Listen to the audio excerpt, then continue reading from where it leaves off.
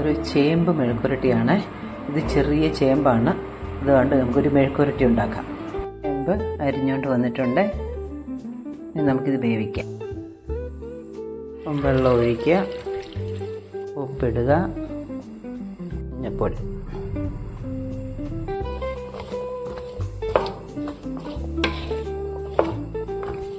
ഇത് വെന്തിട്ടുണ്ട്. ഞാനിത് വേറൊരു പാത്രത്തിലോട്ട് എടുത്തു, ഒരു നോൺ സ്റ്റിക്കിലേക്ക് എടുത്തു. ഇനി ഇത് എണ്ണ ഒഴിച്ച്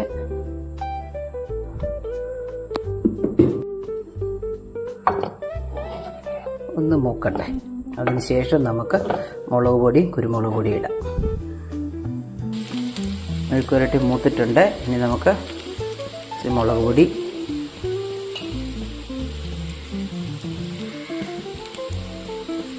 കുരുമുളക് പൊടി ഇടാം.